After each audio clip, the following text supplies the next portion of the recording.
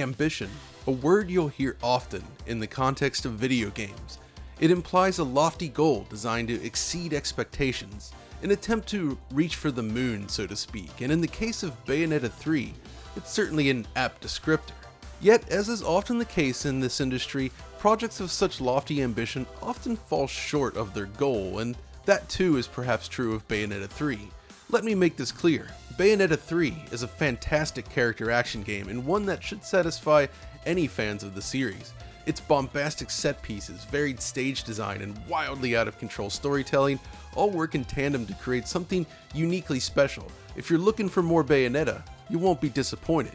Yet Bayonetta 3, perhaps more than any other release from Platinum Games as of late, reveals an aging technology base that crumbles under the weight of its scope and scale. Yes, Bayonetta 3 has some serious technical hiccups, and that's what we're here to discuss today. It's a game that feels as if the entire production was in search of more powerful hardware that never ultimately arrived. So what do I mean? Well, let's dive in and find out.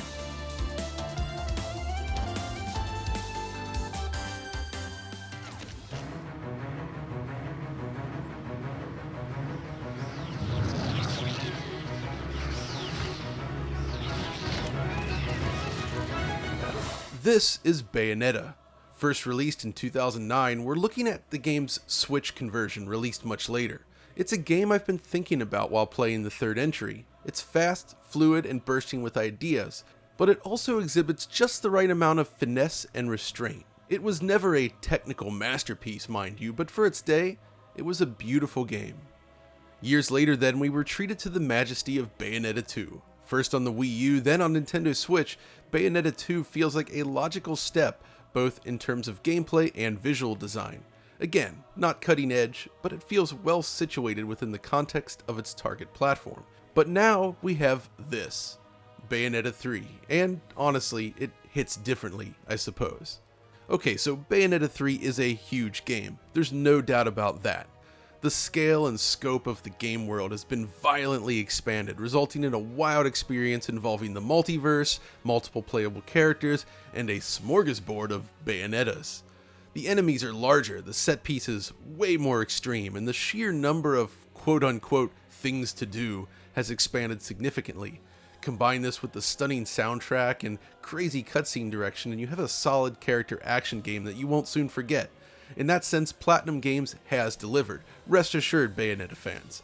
But then there's the visuals. So as a retro gaming enthusiast, I regularly play games that most modern gamers would describe as ugly or dated. I equally love seeing developers work within the constraints of the Nintendo Switch hardware, finding new ways to bring their vision to life. The issue with Bayonetta 3 though is that it kind of feels like it has outgrown the hardware. They're doing too much here, and it doesn't always work. To put it simply, Bayonetta 3 can look great at times, but more often than not, it looks more like this. There's a feeling that the art design doesn't jive completely with the technical reality of its engine. Textures are often low resolution and muddy in appearance, almost resembling an original Xbox game in some ways. And by that I mean, it resembles the earliest days of using normal maps in a memory-constrained environment. Image quality is rather subpar, I would say, and the performance is remarkably unstable, something we'll measure later in this video. It fares worse than every other release of Bayonetta, save for that PS3 version of Bayonetta 1, and for me, that's a bummer. I suppose the best way to describe the presentation is simply inconsistent. The visuals range from beautiful like this to somewhat ugly depending on the chapter you find yourself in. Looking across the three games then, I feel that my impression of the third entry stems largely from an increase in the scale of everything, along with other key artistic decisions. What do I mean? Well, okay, let's look again at the original Bayonetta. Here, players will engage foes at variable scale. Most of the game revolves around battles with enemies of comparable size to our titular hero. Sometimes these take place within walled-off arenas like this, but other battles just occur organically along the main path. At various junctions though, you'll face off against what I call mid-bosses, larger foes that require additional strategy and finesse to defeat. They're often several times larger than Bayonetta herself and help spice up the level design. Then we have the massive screen-filling bosses, the crowd pleasers. These events ask you to whittle down huge life bars while facing off against these gigantic enemies.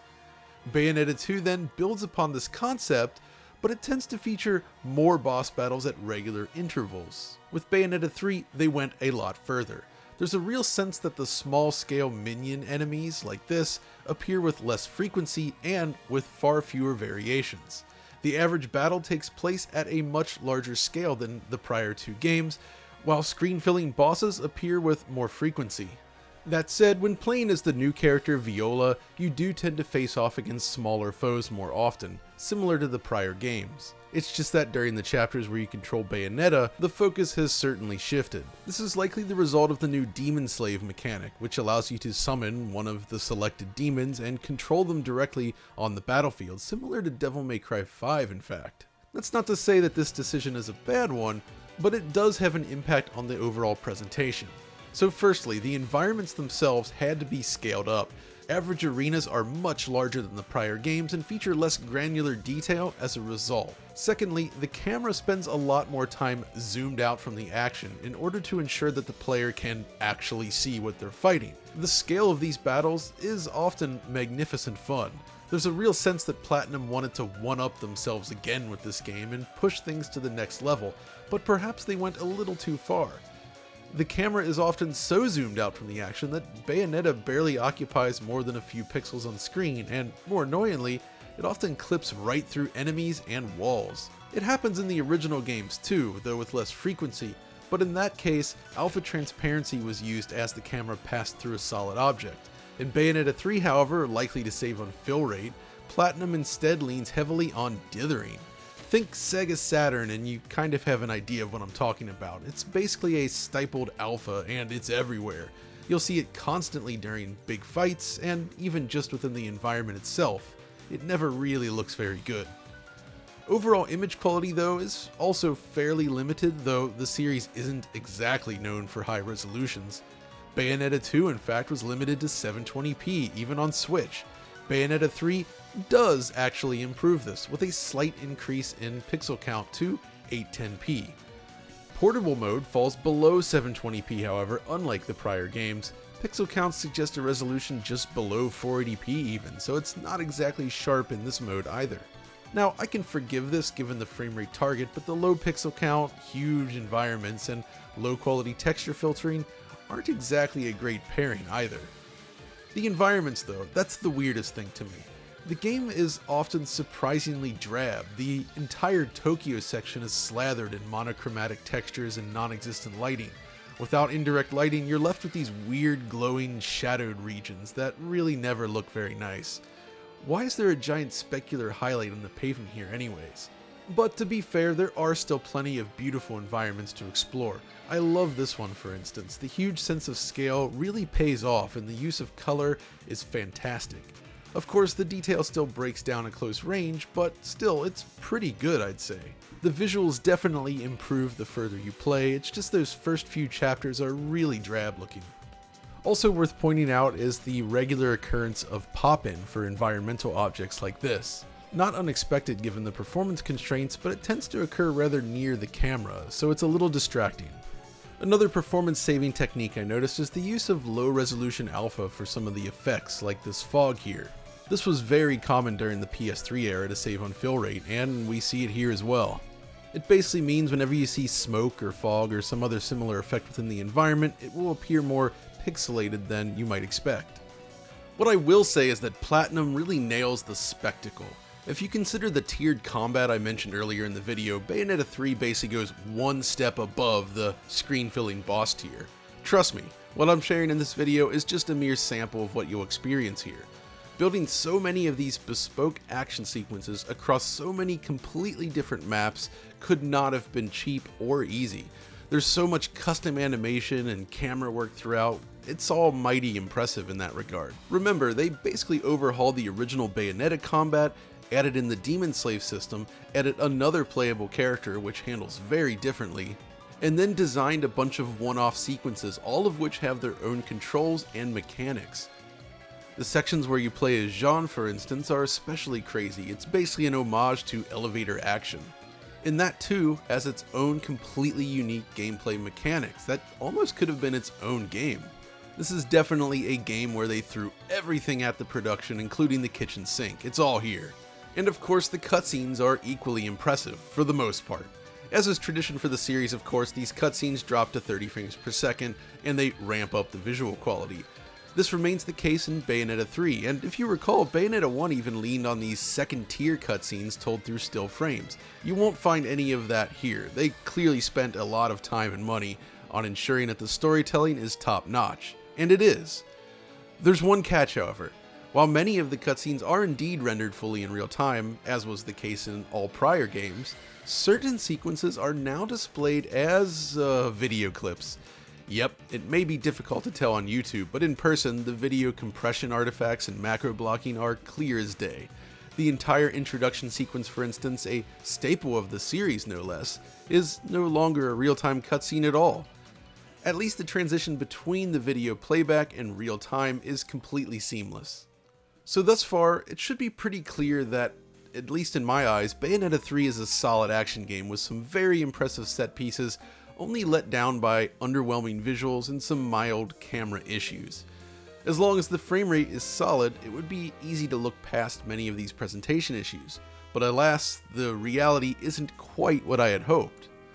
So, like prior games, and as I just mentioned, Bayonetta 3 is split between 30 FPS cutscenes and 60 frames per second gameplay. Keep in mind that the prior games weren't exactly rock solid either, but they did do a reasonable job of sticking close to the 60 FPS target, especially with the first game on every platform that's not PlayStation 3. Cutscenes do indeed retain the target 30 FPS as well, as you'd hope, so nothing is amiss there. It's properly frame-paced and looks great. Surprisingly though, the larger set pieces actually update at 30 frames per second as well. It seems like the scale of these scenes made 60 FPS impossible, so they're simply capped at 30 instead. Completely understandable. But here's the thing, during normal gameplay, the target frame rate is 60 frames per second, but it rarely manages to reach that, and that is the real bummer. When I say rarely, I really mean it too. When making videos like this, I love to stop and admire the scenery, slowly rotating the camera to showcase the environments at their best. And even then, I was surprised to find that in a completely empty battlefield, the frame rate still regularly dips below 60 frames per second. And it's not just in the busy city either. Just about every environment has issues with performance when looking out across the terrain. If your base frame rate is already unstable without any action happening on screen, that's not a good thing for when the action actually does heat up. But once you actually drop into combat, it's basically just completely unlocked and unstable. Most battles in the game struggle to reach 60 frames per second. You'd be hard pressed to find even a single fight that runs with any degree of real stability. As a result, it winds up feeling sloppier than I had hoped. It's much less fluid than the prior two games, again, aside from Bayonetta 1 on PS3 of course. And this is why I feel that they perhaps went a little too far, at least as far as the original Switch hardware is concerned.